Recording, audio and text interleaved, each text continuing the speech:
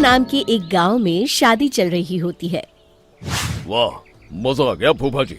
शादी में क्या खाना बना है, बाराती तो उंगलियां चाटते रह जाएंगे। हाँ, तुमने सही कहा, पनीर की सब्जी का तो कोई जवाब ही नहीं। दूसरी तरफ पंडित जी फेरों की तैयारी कर रहे होते हैं कि तभी वहाँ एक चुड़ैल आ जाती है। अरे मर गया रे, ये चुड़ैल यहाँ क्या कर रही है? अरे दिवाकर जी, ये आपकी कौन सी रिश्तेदार है? अरे मुझे क्या पता, क्या भाग्यवान, कहीं ये तुम्हारे मायके से तो नहीं आई है।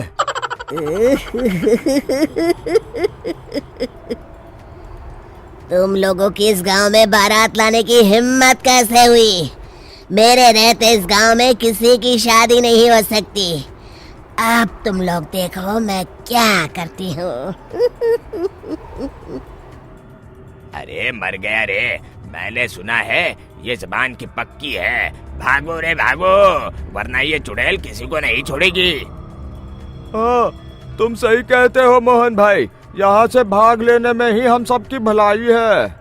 देखते ही देखते शादी के मंडप में भगदड़ मच जाती है और चुड़ैल सब कुछ उजाड़ कर रख देती है।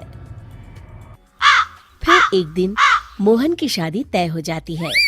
अरे भाई, अगले हफ्ते मेरी शादी तय हो गई है, लेकिन इस चुड़ैल की दहशत के मारे तो मेरे हाथ पैर कांप रहे हैं।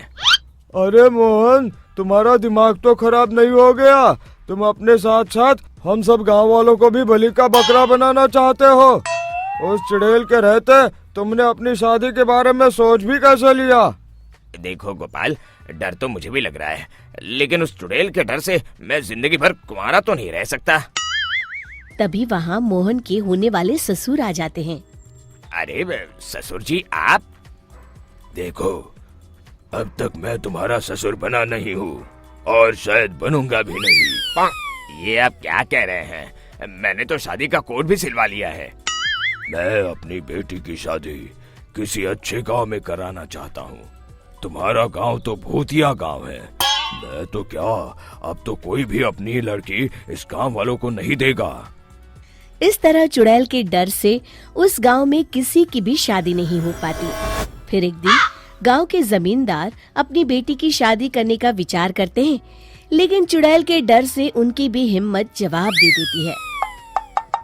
अगर मेरी बेटी की शादी तय समय से नहीं हुई तो मेरी नाक कट जाएगी। मुझे कुछ करना ही होगा। एक सलाहकार के कहने पर जमींदार काशी से एक बहुत ही नामी तांत्रिक को अपने घर बुलवाते हैं, जो भूत चुड़ैल को पकड़ने में माहिर माना जाता था। जमींदार साहब, आप चिंता मत करिए। इस गांव की सीमा में प्रवेश करते ही मुझे उस चुड़ैल के बारे में सब पता चल गया था। आप उसे जल्दी से जल्दी कैद कर लीजिए ताकि मैं अपनी बेटी की शादी कर सकूं। जब वो चुड़ैल एक इंसान थी, तब ठीक उसकी शादी करने वाले दिन ही उसकी और उसके होने वाले पति की एक दुर्घटना में मौत हो गई थी।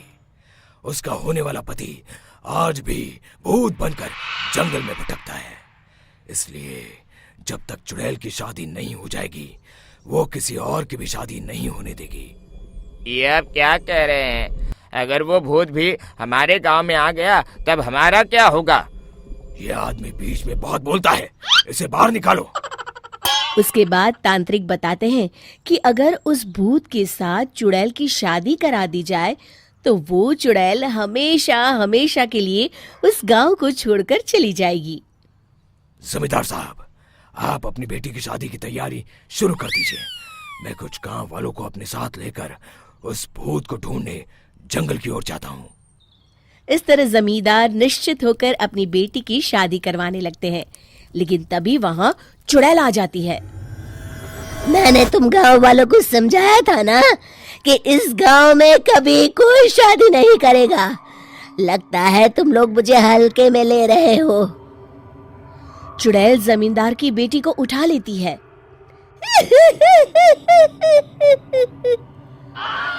अब देखती हूँ बिना दुल्हन के तुम लोग शादी कैसे करोगे।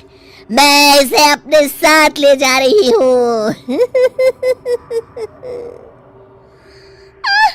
छोड़ मुझे, पिताजी, मुझे बचाइए।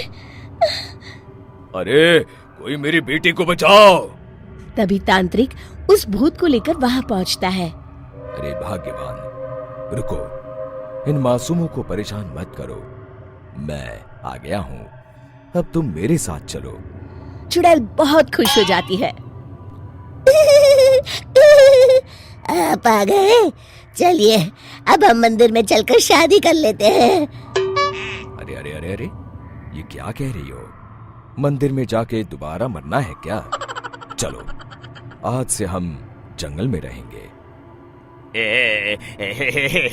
चुड़ैल चली गई, अब मेरी शादी हो जाएगी। इस तरह सभी गांव वाले खुशी से झूमने लगते हैं।